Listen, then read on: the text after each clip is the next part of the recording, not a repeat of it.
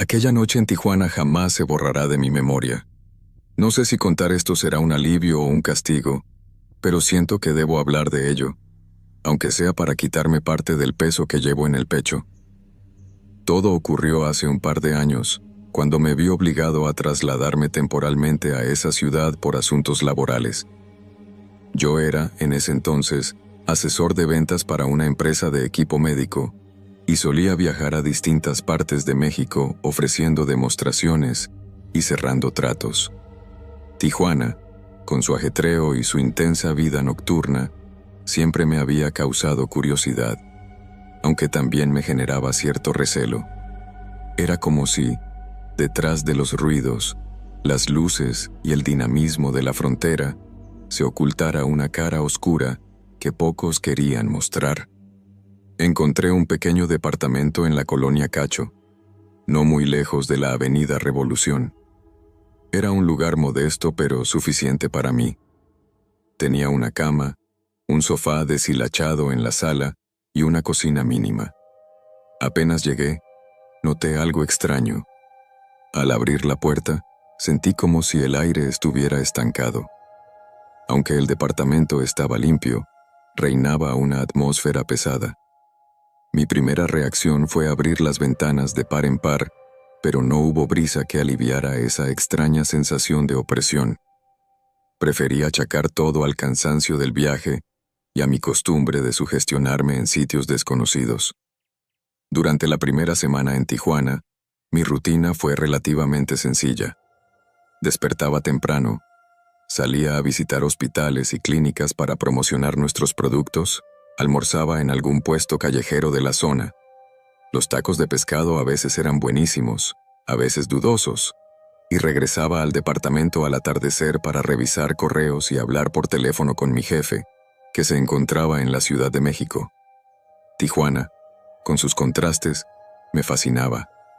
El bullicio de los bares cercanos a la frontera, la música de banda que se escuchaba en ciertos puntos, el güero de los vendedores que buscaban llamar mi atención.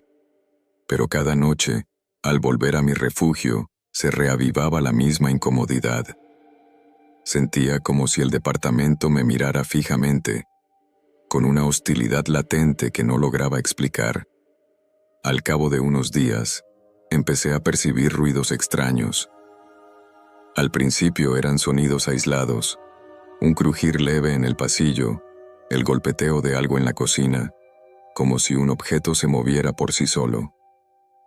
Pensé que podría ser cualquier cosa, corrientes de aire, tuberías viejas, tal vez los vecinos.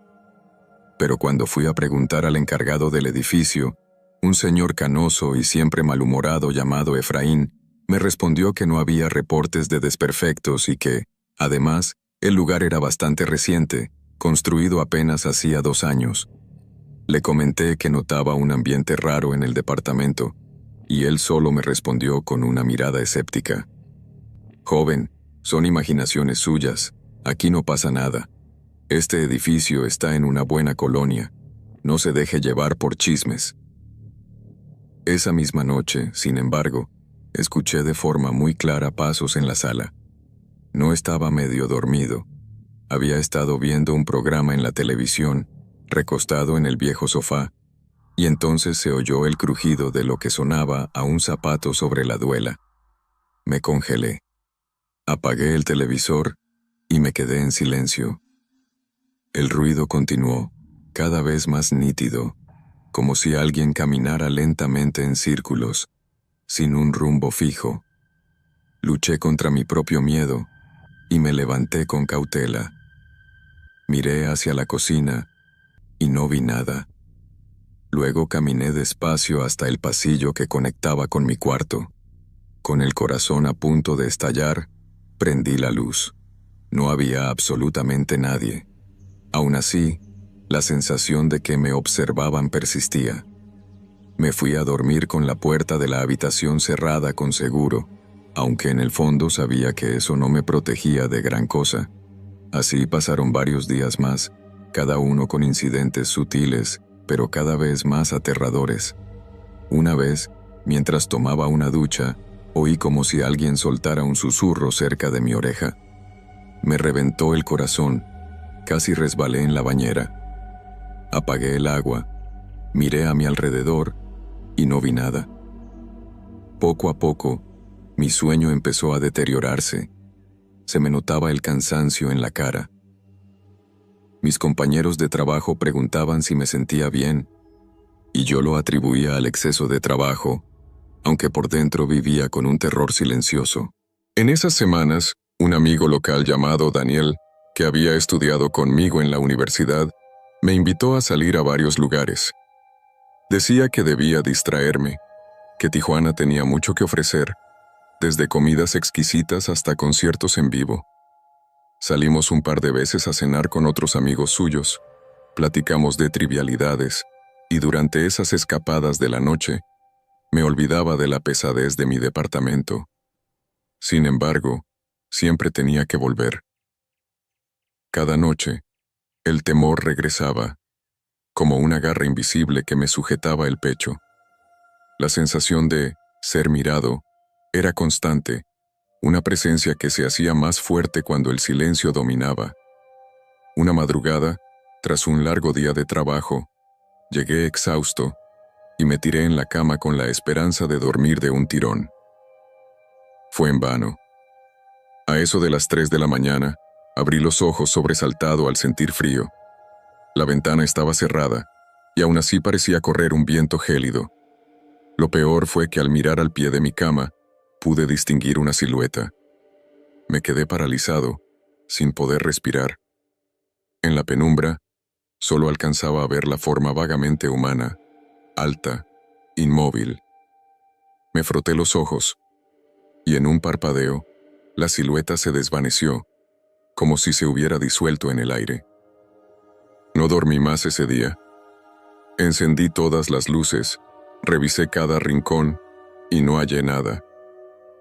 Sin embargo, la imagen persistía en mi mente con una nitidez insoportable. La gota que derramó el vaso ocurrió un sábado por la noche. Daniel me había invitado a un bar cerca de la Plaza Fiesta para despejar la mente.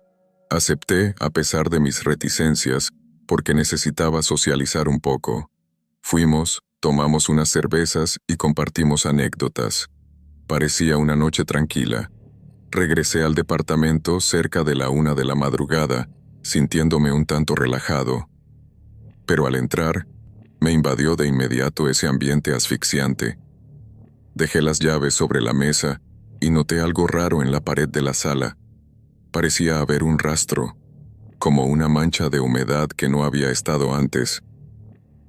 Me acerqué y vi que la mancha tenía forma de mano. El contorno de 5 dedos se marcaba con una tonalidad grisácea que contrastaba con la pintura blanca. Fue tan impactante que salí corriendo al pasillo y subí hasta el 4.º piso, donde vivía Efraín, para pedirle que bajara a verlo. Efraín, evidentemente molesto por la hora, me siguió renegando. Cuando llegamos al departamento, la mancha había cambiado ligeramente de forma. Ahora parecía más difusa, pero Efraín pudo verla. Se puso pálido y soltó un par de maldiciones. Sin decir más, se dio la vuelta y me ordenó que lo acompañara a su vivienda. Allí, tras servirse un café cargado, empezó a hablar. Joven, yo no quería asustarlo, pero aquí pasó algo fuerte antes de que se construyera este edificio. Hubo un incendio en una casa vieja, hace años, donde murieron varias personas. Dicen que entre las cenizas encontraron marcas de manos sobre las paredes calcinadas. No me creía esas historias, pero vaya uno a saber. Lo dijo con un tono que me heló la sangre.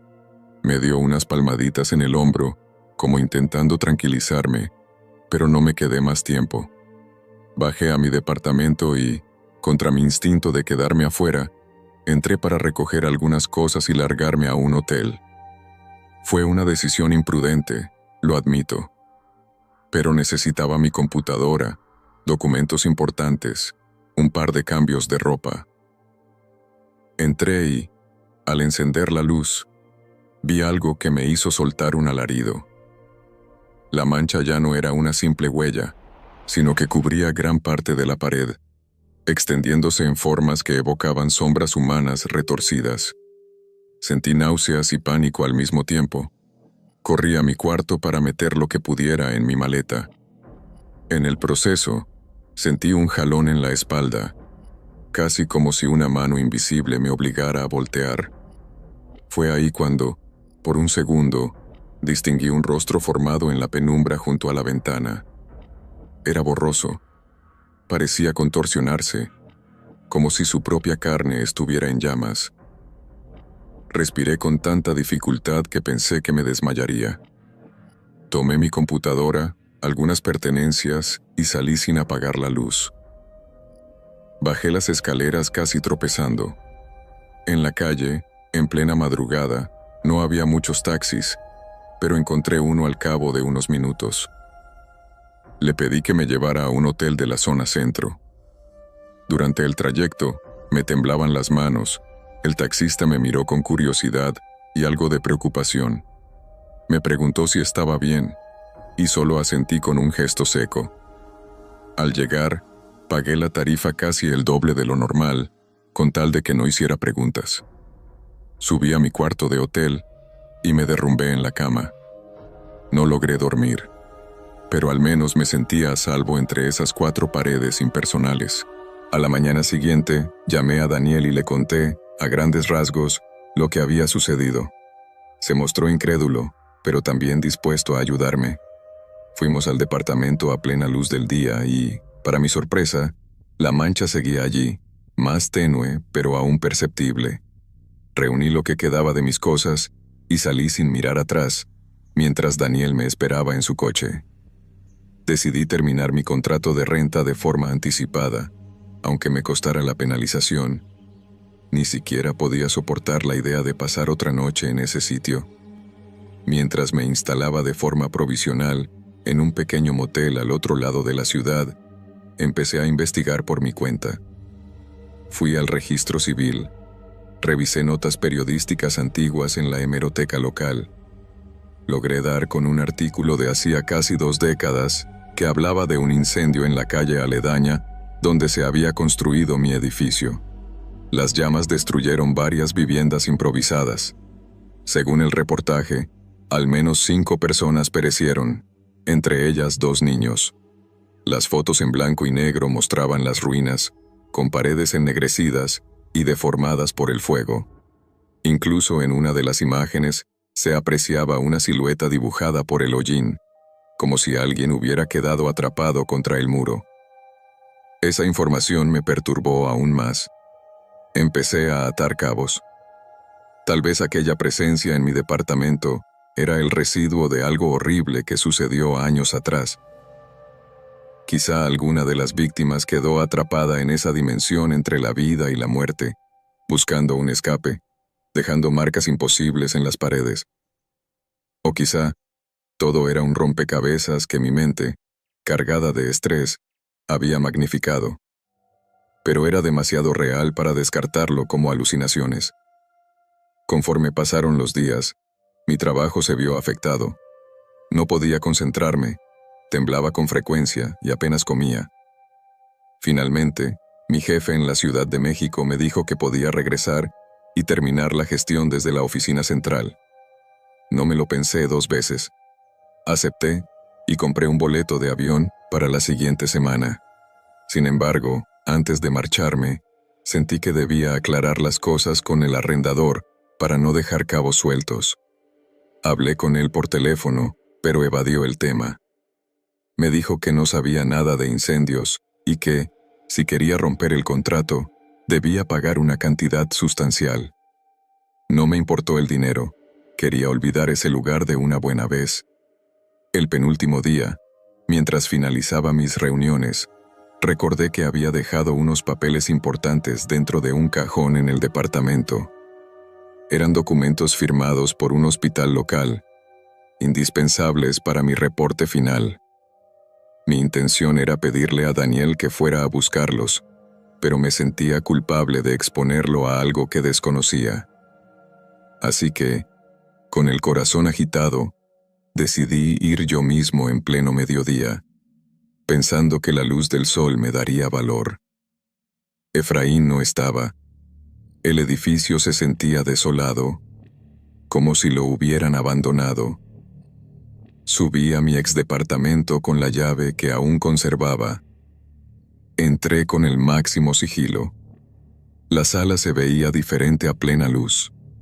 La mancha que me había aterrorizado tanto se reducía a unos restos borrosos, como simples marcas de humedad. Aún así, el aire era denso. Me encaminé rápido hacia la habitación. Abrí el cajón de la mesita de noche y efectivamente ahí estaban los papeles. Al levantar la vista, noté mi reflejo en el espejo. Lucía demacrado, con ojeras profundas. Y detrás de mí, captado en ese espejo, pude ver un par de sombras que no correspondían a ninguna figura humana presente.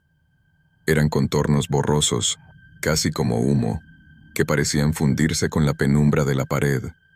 El terror me paralizó solo un instante, pero ese instante bastó para que escuchara un susurro muy claro, como el lamento de una persona sufriendo. Salí del cuarto dando tumbos, intentando no perder el equilibrio. A medida que atravesaba la sala para llegar a la puerta de salida, sentí que algo me rozaba los hombros, como manos ardientes, pesadas y frías al mismo tiempo. Respiré hondo y eché a correr sin volver la vista atrás.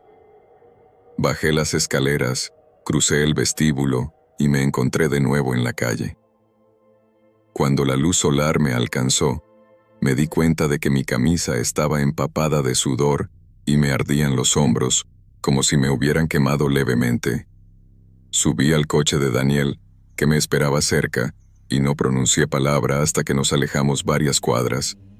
Me dejó en mi motel, donde pasé las últimas horas en Tijuana encerrado, sin más contacto que una llamada rápida a mi jefe para ultimar detalles del regreso a la Ciudad de México. No volví a ese departamento. Liquidé la penalización a través de una transferencia bancaria y corté todo vínculo con el arrendador. Al día siguiente, tomé mi vuelo de regreso con la firme intención de no pisar esa ciudad en mucho tiempo. Durante el trayecto al aeropuerto, no podía dejar de preguntarme si aquello que viví fue alguna manifestación de las tragedias pasadas, una energía residual que seguía anclada a ese sitio maldito. Cada tanto, revisaba mis hombros para constatar que las marcas no fueran visibles, y en efecto, no lo eran.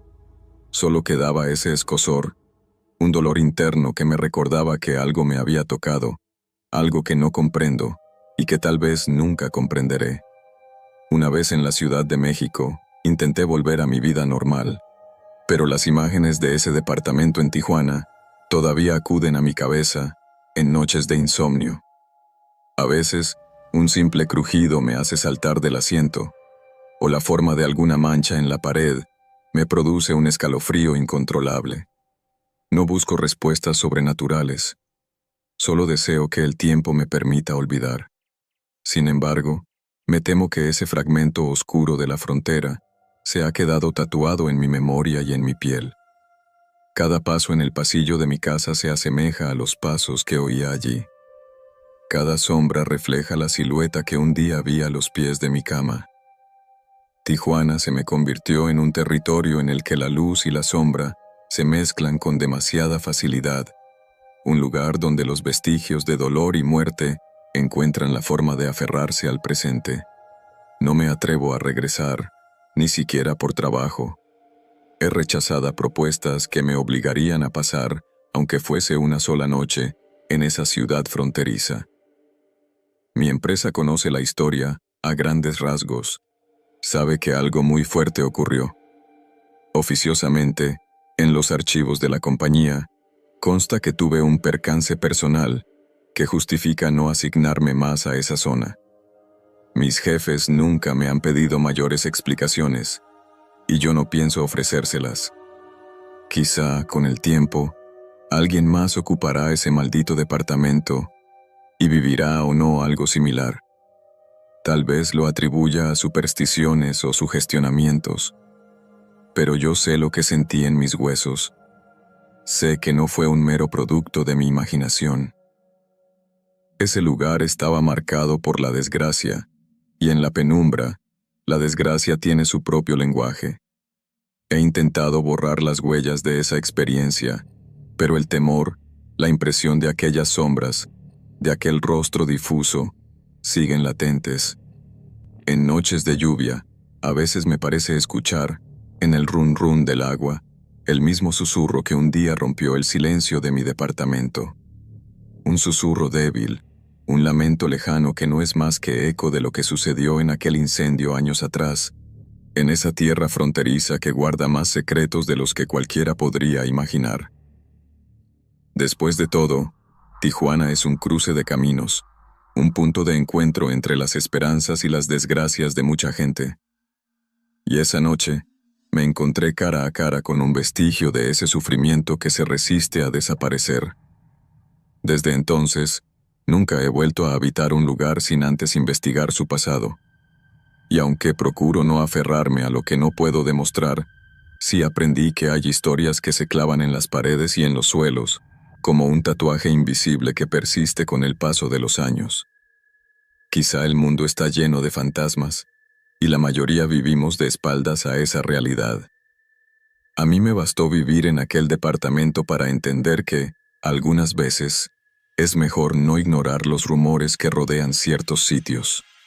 Porque cuando cae la noche, y cuando los sonidos del exterior se apagan, uno puede encontrarse con aquello que habita en el silencio y alimenta nuestros peores temores.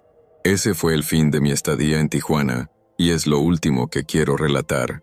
No tengo conclusiones ni lecciones definitivas, solo el recuerdo imborrable de lo que experimenté. Aún hoy, al pensar en aquellos pasos en la sala, en ese rostro difuminado por la penumbra, siento un nudo en la garganta. Tal vez, si leen estas líneas, algunos piensen que exagero o que me dejé llevar por la sugestión. Está bien, no pretendo convencer a nadie, solo doy mi testimonio de lo que viví, esperando que, en algún lugar, sirva de advertencia a quien se adentre en las profundidades de un sitio marcado por la tragedia. Porque, a veces, los muertos no se van por completo, y se empeñan en recordarnos que siguen allí, dispuestos a reclamar el espacio que alguna vez fue suyo.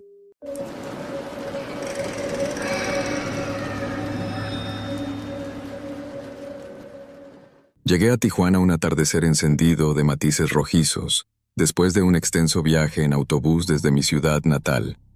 No había tiempo para distraerse con la Avenida Revolución ni con sus luces de neón. Mi mejor amigo, Marcos, llevaba varios días desaparecido, y su hermana Sofía me había llamado llorando, rogándome que viniera a ayudarla. Apenas bajé, me registré en un hotel de fachada desgastada. La recepción, iluminada por un fluorescente parpadeante, me pareció tan sombría como mi propia incertidumbre. Aquella noche casi no pude conciliar el sueño. Sofía apareció de madrugada en mi habitación, con los ojos rojos de tanto llorar. Me narró lo que sabía. La policía apenas le había prestado atención, y Marcos, que trabajaba como mecánico cerca de playas de Tijuana, llevaba semanas comportándose de forma extraña, recibiendo llamadas misteriosas y saliendo a altas horas de la noche. Ella encontró en su cuarto un cuaderno con números de teléfono que no reconocía y anotaciones sobre piezas de automóvil que le resultaban incomprensibles. Me mostró ese cuaderno con manos temblorosas y en sus ojos leí una súplica silenciosa. Apenas amaneció, nos montamos en un taxi rumbo al taller donde Marcos trabajaba. El chofer guardó silencio todo el camino, pero cada tanto nos miraba por el espejo retrovisor con curiosidad. El taller se erigía en una calle polvorienta, con un letrero oxidado y muros desconchados. Golpeamos la puerta metálica y apareció don Ignacio, un hombre de rostro adusto que guardaba más de lo que decía. Aseguró que Marcos había estado muy nervioso las últimas semanas y que la última noche lo vio partir con un sujeto fornido en un coche negro. No sé nada más, repitió con voz temblorosa, como si temiera que alguien lo escuchara. Apenas logramos sonsacarle un par de detalles antes de que se refugiara en el taller y cerrara el portón de golpe. Desconcertados, Sofía y yo deambulamos por la zona, preguntando en un par de tienditas y un puesto de comida. Nadie quiso darnos información, aunque sentí que algunos sabían más de lo que admitían. De pronto, vi a un hombre alto, con chamarra de piel, que nos observaba desde la esquina opuesta. Cuando nuestras miradas se encontraron, se dio la vuelta y se marchó en una motocicleta. Un escalofrío me recorrió la espalda. En el rostro de aquel extraño percibí una especie de advertencia muda. Regresamos al centro de Tijuana, donde el caos de tránsito y vendedores ambulantes contrastaba con nuestro estado de nervios constante. Esa noche, revisamos a fondo la habitación de Marcos en casa de Sofía. Hallamos ropa desordenada, herramientas mecánicas, bocetos de modificaciones de autos y un recibo arrugado de un bar de la zona de tolerancia. Al ver el nombre del establecimiento, Sofía recordó que Marcos lo había mencionado días antes. Dijo que necesitaba cerrar un trato ahí, susurró, mordiéndose los labios con ansiedad. De inmediato, decidimos acudir a ese bar. Era un lugar de mala reputación, con música estridente, luces rojas mortecinas y un olor penetrante a cerveza. La encargada, una mujer robusta con cara de pocos amigos, recordó a Marcos. Venía con un tipo al que llaman el Gordo. Discutían de algo serio, nos contó con recelo. Se disponía a hablar más cuando entraron 3 hombres de aspecto amenazante, uno de ellos vistiendo la misma chamarra de piel que había visto horas antes. Sofía se tensó y me indicó que saliéramos. Al vernos marchar, un joven lavacoches se nos acercó con sigilo. Admitió haber visto a Marcos recibiendo un paquete, envuelto en plástico. Lo mandarían al otro lado, musitó. No me metan en problemas, por favor, suplicó, nervioso. De vuelta en el hotel, encontramos un sobre en recepción. Dentro, una nota. Dejen de husmear si quieren ver con vida a su amigo. Esa amenaza se nos clavó en la mente. Sofía se marchó a su casa, pero apenas llegó, me envió un mensaje. Recibió una llamada anónima con la misma advertencia. Al día siguiente, regresamos a la comisaría central, pero el oficial apenas nos prestó atención. Sin pruebas concretas o una pista clara, no hay mucho que podamos hacer, dijo con indiferencia mientras apilaba formularios. Frustrados, decidimos investigar por nuestra cuenta. Me aventuré a preguntar en otros bares y locales clandestinos. Descubrí que el Gordo operaba con una banda dedicada a modificar autos para transportar cargamentos ilegales a Estados Unidos. Según rumores, reclutaban mecánicos y los amenazaban si se rehusaban a colaborar. Cada vez que obtenía un nuevo detalle, sentía un nudo en el estómago, pues se confirmaba que Marcos se había metido en un mundo demasiado peligroso. Esa noche, recibí un nuevo sobre en el hotel. Dentro, una nota con letra descuidada me citaba en un estacionamiento a medianoche. Fui solo, sin decirle a Sofía, intentando protegerla. El lugar estaba en penumbras, con el crujido del viento moviendo papeles y basura. Pasados unos minutos, llegó una camioneta negra. Bajó un hombre corpulento que me miró con frialdad. Marcos debe pagar su deuda. Aléjate de esto si quieres seguir con vida, sentenció. Acto seguido, me golpeó con fuerza en el pómulo, dejándome aturdido en el pavimento. Desperté minutos después, con la visión borrosa y un hilo de sangre corriéndome por la barbilla. Logré volver al hotel, donde Sofía me esperaba desconsolada. A la mañana siguiente, apenas me había repuesto de los golpes cuando otra amenaza llegó al teléfono de Sofía. Si siguen preguntando, nunca volverán a ver a Marcos. Aquello nos sumió en el pánico. Sin embargo, fuimos a hablar con un amigo universitario de Marcos que residía en Tijuana. Nos confirmó que había visto a mi amigo en compañía de gente pesada. Sugería que Marcos había tratado de salirse del acuerdo, y eso le costó su libertad. Angustiados, volvimos al hotel, sin saber a dónde más acudir. Fue entonces que, pasada la medianoche, mi celular sonó. Una voz juvenil, temblorosa, preguntó por mí. «Sé dónde está tu amigo, pero no avises a la policía», me advirtió. 2 horas después, volvió a llamar. «Vayan a la fábrica abandonada en la zona Río, cerca del viejo depósito. Estaré ahí». Sin dudarlo, levanté a Sofía y salimos de inmediato. La fábrica era un edificio enorme de concreto, con ventanas rotas y muros grafiteados. En un pasillo oscuro, apareció un adolescente de rostro ojeroso. «Soy Raúl», dijo con un hilo de voz. «Trabajo de halcón para El Gordo. Vi a Marcos. Está encerrado en un almacén lejos de aquí, por el canal. Se rehusó a seguir transportando cosas, y lo tienen castigado». Raúl nos marcó un punto en un mapa rudimentario, y escapó con un miedo evidente. Con el corazón en un puño, conducimos siguiendo las indicaciones. Nos internamos en un barrio semidesierto, flanqueado por calles sin asfaltar y luces de neón parpadeantes. Al fondo divisamos un edificio bajo, con techos de lámina y muros de concreto. Entramos por una puerta lateral, donde el óxido y la suciedad revelaban que casi nadie pasaba por allí. Avanzamos con pasos sigilosos, iluminando el camino con la linterna de mi teléfono. Al fondo de un pasillo, escuchamos un quejido. Empujamos una puerta y, entre cajas polvorientas, hallamos a Marcos atado de pies y manos. Tenía el rostro golpeado, la ropa manchada de sangre seca y la mirada asustada de un animal acorralado. Sofía soltó un gemido ahogado y se apresuró a desatarlo.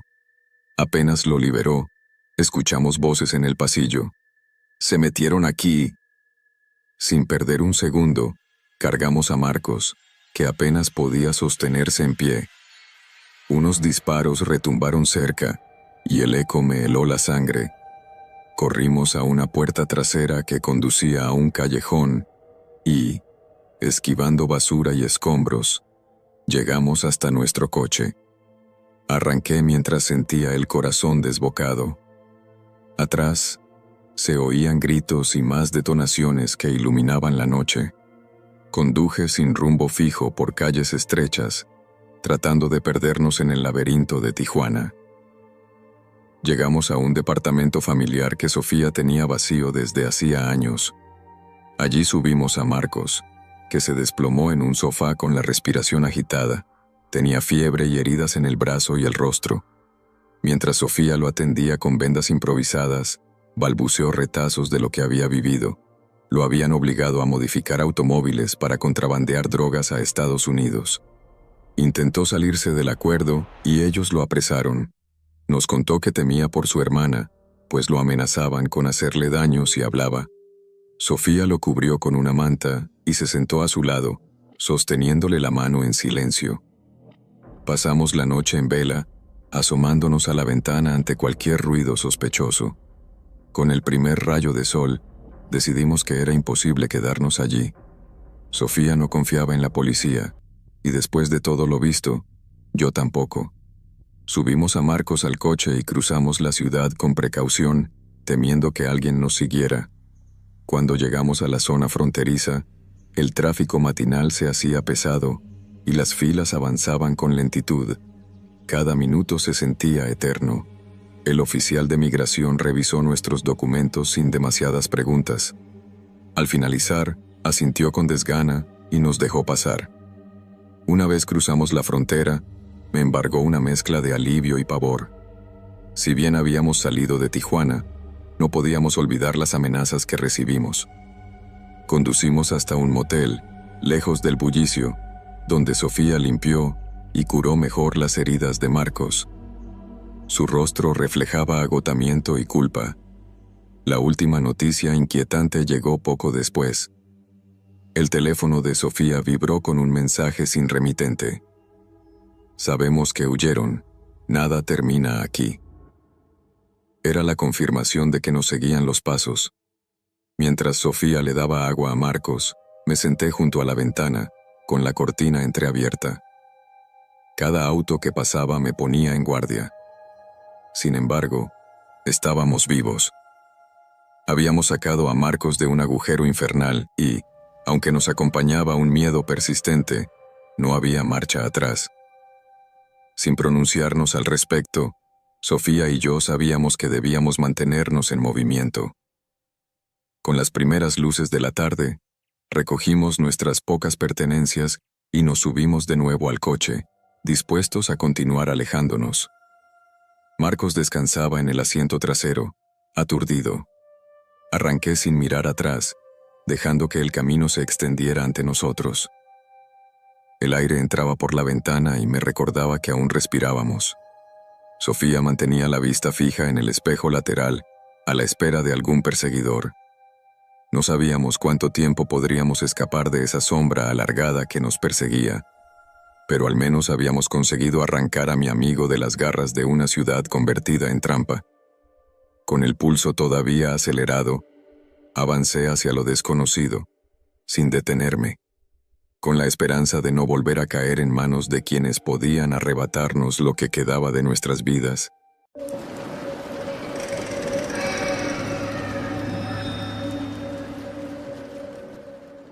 Voy a relatar algo que, hasta el día de hoy, sigo dudando si verdaderamente ocurrió tal como lo recuerdo o si fue el resultado de mi cansancio y el ambiente cargado de aquella noche inusual. Sin embargo, cada vez que cierro los ojos y oigo de nuevo esos sonidos en mi cabeza, no puedo negar la verdad de lo vivido. Para ponerte en contexto, me dedico a la venta de artesanías cerca de la zona centro de Tijuana.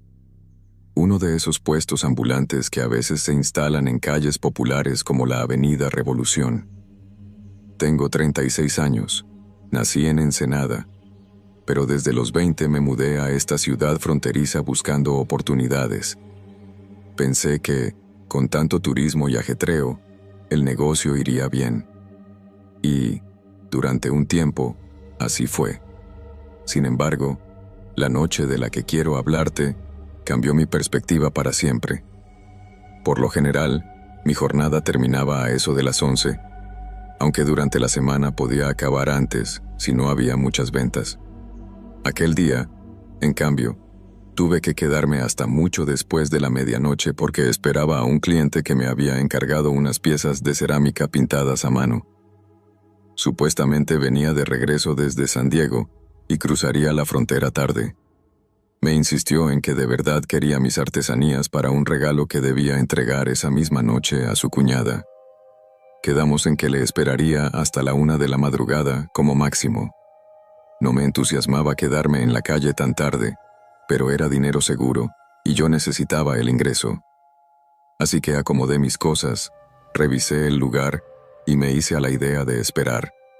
El centro de Tijuana, a esas horas, no es un lugar que recomiende a nadie, especialmente en las calles aledañas a la Avenida Revolución. Aunque suele haber bastante actividad nocturna, no todas las áreas están bien iluminadas y se respira un ambiente espeso de incertidumbre. Conforme se acerca la madrugada, la gente cambia. Desaparecen los paseantes tranquilos, los turistas curiosos y los comerciantes que levantan sus puestos, y en su lugar aparecen grupos y personajes que no inspiran demasiada confianza. Pero no podía darme el lujo de ignorar a ese cliente, así que aguanté el tipo con mis artesanías a un costado del pequeño puesto. Miraba el celular de vez en cuando para ver la hora, y nada. Mi cliente no contestaba mensajes. Aquello ya empezaba a inquietarme. A la 1 de la mañana, la calle se vació. Solo de vez en cuando pasaban 1 o 2 taxis libres, pero ningún transeúnte.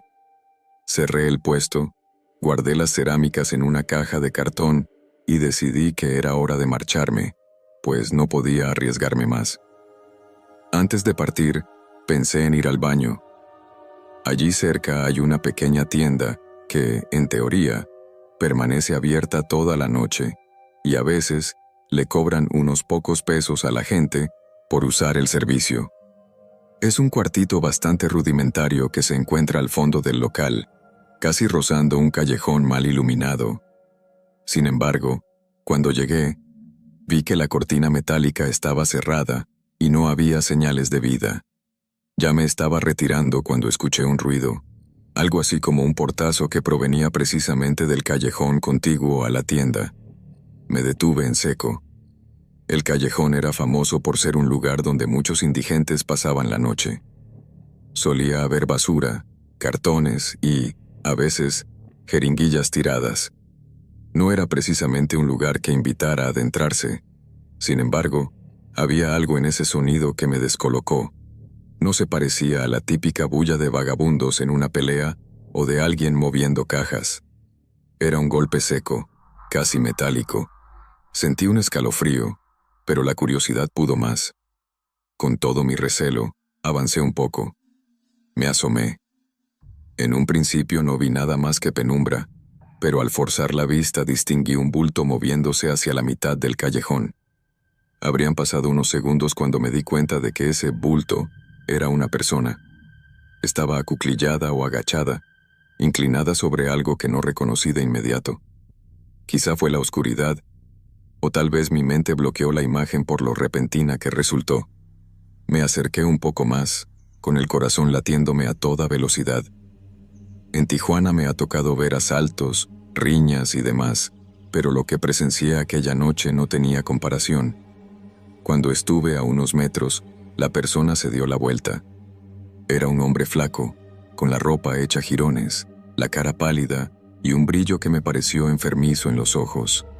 Más que brillar, sus pupilas relucían como si tuviera un reflejo antinatural, algo que jamás había visto.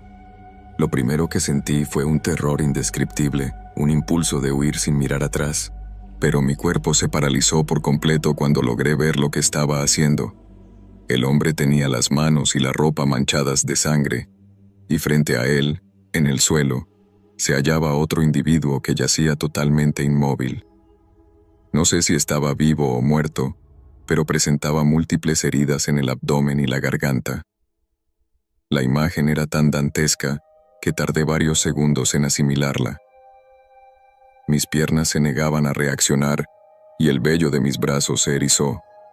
Fue el hombre ensangrentado quien finalmente rompió el silencio con una especie de gruñido, bajo y gutural, como si fuera un animal protegiendo su presa. Luego, su mirada se posó sobre mí. Quise gritar, pero no salió ningún sonido de mi garganta.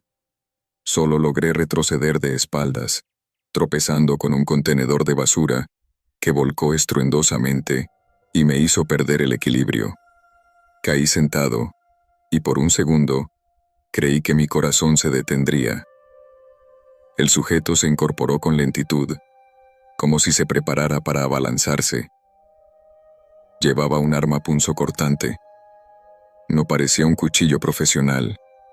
Más bien se me antojó como un trozo de metal afilado. Tal vez una varilla rota o algo similar. Sus manos temblaban y respiraba con agitación. No paraba de mirarme, sin mover los labios. Ese silencio, o mejor dicho, esa ausencia de palabras, me resultó igual de aterradora que su presencia. Cuando al fin pude coordinar mi mente y mi cuerpo, me levanté y corrí con todas mis fuerzas hacia la calle principal. Ni siquiera pensé en recuperar las artesanías o en si me atacaría por la espalda. Solo sentía ese instinto primario de supervivencia que te empuja a escapar sin mirar atrás. En mi huida, pasé por 2 cuadras casi desiertas. Alcancé a divisar una patrulla estacionada cerca del otro extremo de la avenida, pero en lugar de encontrar a los policías adentro, la unidad estaba sola. Tal vez estaban atendiendo algún otro asunto a pie. Aún así, me detuve lo suficiente para golpear la carrocería, esperando que alguien escuchara y viniera a mi rescate. Nadie respondió. Miré con desesperación alrededor. A esa hora, las pocas luces que quedaban provenían de bares en decadencia y de un par de moteles de mala muerte. Gente ebria se tambaleaba por la banqueta, pero ninguno parecía suficientemente sobrio o dispuesto a prestar atención a un tipo que gritaba y pedía ayuda. Finalmente, Me armé de valor para volver la mirada hacia el callejón. Sentía que el corazón me palpitaba en las sienes. No vi a nadie. Todo permanecía en una penumbra densa. Por un segundo, me pregunté si lo que había presenciado era real o una especie de alucinación. Sin embargo, la adrenalina seguía corriendo por mis venas y el sudor frío empapaba mi frente. Entonces noté que mis manos temblaban de tal modo que casi se me caía el celular cuando lo saqué del bolsillo. Llamé al 911 y expliqué entre jadeos lo que creía haber visto. La operadora me pidió que me calmara y me preguntó si seguía en el lugar. Le dije que estaba a 2 cuadras, frente a una patrulla sin policías. Pareció confundida, pero prometió que enviaría una unidad de inmediato. Me sugirió mantenerme a la vista y en un lugar seguro hasta que llegaran. Miré alrededor otra vez y me sentí expuesto, como si en cualquier momento ese hombre, o lo que fuera, pudiera salir de algún rincón y atacarme. El ambiente era pesado y el olor a alcantarilla y basura típica de esa zona me revolvió el estómago. Decidí refugiarme dentro de un bar que aún tenía la puerta abierta. Ni siquiera me fijé en el nombre. El interior del local era sofocante, con luces parpadeantes y música a todo volumen. Un par de hombres bebían en la barra. Un camarero de rostro cansado me miró con fastidio cuando entré de golpe. Seguramente pensó que yo era un borracho más. Quise acercarme a él para explicarle la situación, pero las palabras no me salían. Finalmente, logré balbucear algo sobre un ataque en el callejón cercano y que había llamado a la policía. El tipo me dirigió una mirada escéptica, como si dudara de mi cordura. No me importó. Solo necesitaba un lugar donde sentirme menos expuesto y esperar a las autoridades. La patrulla tardó cerca de 10 minutos en aparecer. Se estacionó afuera del bar. 2 oficiales entraron, escudriñando la penumbra, y preguntaron quién había llamado. Levanté la mano, todavía con el corazón agitado. Les conté, con más detalles, lo que había visto. Aunque parecían algo incrédulos, no dudaron en acompañarme de vuelta a la calle y hacia el callejón. Yo iba detrás de ellos, con la boca seca y temiendo que aquel hombre apareciera de pronto. Cuando finalmente llegamos al lugar, parecía absolutamente desierto, como si la noche se hubiera tragado todo rastro del suceso. El cuerpo que vi en el suelo había desaparecido. No había sangre ni siquiera señales de pelea. Uno de los oficiales sacó su linterna y recorrió cada centímetro del pavimento húmedo, de los contenedores de basura y de los cartones apilados. Nada. Comencé a dudar de mí mismo. ¿Podía haber sido una pesadilla despertando a la realidad? Pero mis nervios no mentían. Sentía un terror tan auténtico que hasta las piernas me flaqueaban. El oficial de más edad, quien parecía tener experiencia, no me juzgó de inmediato. Me hizo varias preguntas. Me pidió describir al hombre que había visto. Tomó nota de todo, y luego comentó algo acerca de que, a veces, en esa zona aparecían hechos violentos vinculados con pandillas o con indigentes en estados extremos de drogadicción. Me sugirió que me calmara y que, si no había evidencia en el lugar, poco podían hacer en ese momento. Aún así, me dio su tarjeta y me recomendó acudir a la delegación al día siguiente para presentar una declaración formal, por si acaso se encontraba algo más adelante. Los policías me acompañaron hasta la patrulla que estaba estacionada cerca. Parecían tener prisa, como si tuvieran que atender otro asunto. Yo entendía que, en Tijuana, durante las madrugadas, es común que ocurran varios incidentes simultáneos y los agentes apenas dan abasto. Me despedí y les agradecí. Uno de ellos me repitió con franqueza que, sin un cuerpo o una prueba de violencia, era difícil abrir un caso. «Vete a descansar, chavo, igual y los nervios te están pasando factura», fue su recomendación. Asentí y me marché, pero no podía desprenderme de la sensación de que algo siniestro permanecía ahí, agazapado entre las sombras de la ciudad. Esa noche no pude volver a mi casa inmediatamente. Tomé un taxi y me dirigí a casa de un amigo que vive al otro lado de la colonia Juárez. Él se sorprendió de verme llegar tan tarde y en ese estado de agitación. Ni siquiera supe explicar con claridad lo sucedido. Mis palabras salían atropelladas y confusas. Al final, opté por callar. Mi amigo me ofreció un catre en la sala para que durmiera un rato, pero el sueño no llegaba. Cada vez que cerraba los ojos, veía el brillo en la mirada de aquel hombre cubierto de sangre. Escuchaba el gruñido en mi cabeza y volvía a sentir ese olor a metal oxidado y a podredumbre. A la mañana siguiente, cuando los primeros rayos de sol entraron por la ventana, me quedé pensando en las artesanías que había dejado abandonadas al pie de mi puesto. Eran piezas importantes para mi sustento y, en un intento desesperado por no perderlo todo, decidí regresar al lugar. Tomé valor, despidiéndome de mi amigo, y busqué otro taxi para acercarme a la zona centro. Esperaba encontrar mis cosas aún allí, aunque en mi interior presentía que era casi imposible que siguieran en su sitio. Efectivamente, al llegar solo hallé el puesto desmantelado y la caja abierta y vacía. Alguien se había llevado las cerámicas. Sentí una punzada de rabia, pero luego recordé que seguir con vida era lo verdaderamente importante. Aún así, el lugar donde había ocurrido el suceso me llamaba, como si necesitara comprobar que no había sido un delirio. Caminé hacia el callejón, con la luz del día iluminándolo, y no encontré nada fuera de lo normal. Un par de indigentes dormían sobre cartones y me miraron con caras hastiadas cuando me adentré unos metros. No percibí rastro de sangre ni de violencia, ni siquiera un charco de algo sospechoso. Pregunté a los indigentes si habían visto algún alboroto o pelea esa madrugada, y uno de ellos me soltó una carcajada agria, diciendo que prefería no meterse en problemas y que no sabía de qué le hablaba. El otro, un hombre mayor con barba canosa, me observó fijamente y escupió al suelo antes de darse la vuelta. Me quedé con la sensación de que sí sabían algo, pero que no querían mezclarse. Decidí ir a la delegación, tal como me había sugerido el oficial, para al menos dejar constancia de lo que presencié. Allí me tomaron la declaración, aunque pude notar que los agentes me miraban con cierto recelo. Me preguntaban una y otra vez si estaba seguro de lo que había visto, si había consumido algo, si quizá me confundía con algún borracho violento.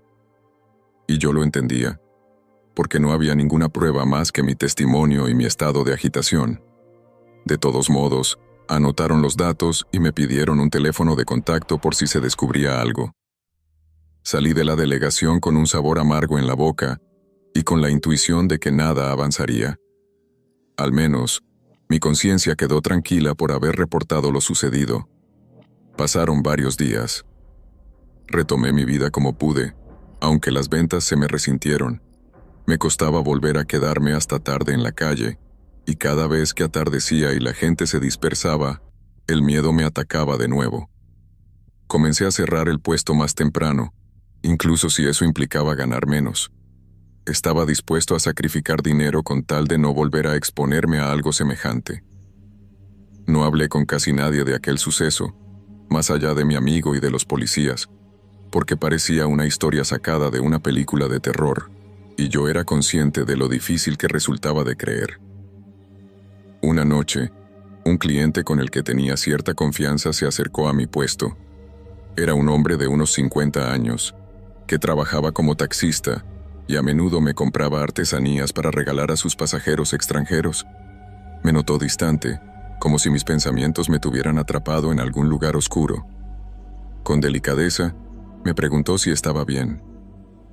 Decidí abrirme un poco y le conté brevemente que había presenciado algo horrible en un callejón cercano, pero que no había logrado pruebas ni testigos. Su expresión se tornó seria al instante. Me contó que por la zona corre un rumor. A veces, indigentes o personas en situaciones extremas de drogadicción cometen actos violentos y luego se esconden en los numerosos recovecos subterráneos de la ciudad, como drenajes o túneles mal sellados. Dijo que en Tijuana hay mucha gente que vive casi bajo tierra y que por eso a veces no se les vuelve a ver nunca. Me estremecí al oír aquello. Algo en mi interior decía que aquel hombre que yo vi no se trataba solo de alguien drogado o fuera de sí, sino de algo peor. Pensé en su mirada, en ese reflejo inhumano que pude percibir. Pero no dije nada más al taxista. No quería que me tomara por un loco. Él se marchó deseándome suerte, y yo me quedé rumiando la idea de que, en el fondo, la ciudad puede esconder horrores que rara vez salen a la luz. Con el paso del tiempo, la rutina y la necesidad de trabajar fueron suavizando mis temores, aunque nunca logré deshacerme del todo de esas imágenes que me asaltaban a veces en sueños.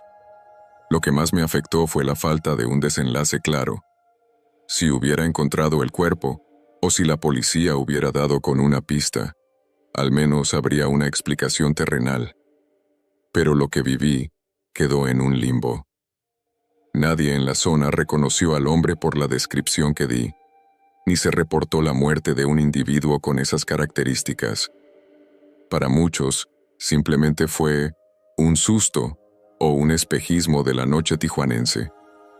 Lo único que puedo asegurar es que la próxima vez que oiga un ruido en algún callejón oscuro de esta ciudad, por mucha curiosidad que me produzca, no volveré a asomarme. Tijuana no siempre muestra sus secretos a plena luz, y a veces esos secretos prefieren la penumbra para alimentarse del miedo de la gente. Yo fui testigo de algo que, aunque jamás logré demostrar, marcó mi vida de manera definitiva.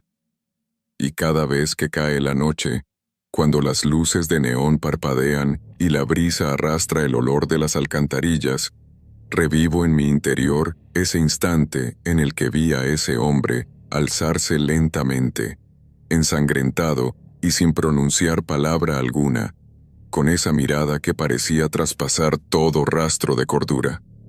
Solo puedo afirmar que viví un terror real, aquí, en las entrañas de Tijuana. Desde aquella noche, desarrollé una especie de radar interno. Podía estar vendiendo una figura de barro o acomodando pulseras en el mostrador improvisado de mi puesto, y de pronto, sin motivo aparente, el corazón se me aceleraba. No importaba si era mediodía o si había gente a mi alrededor.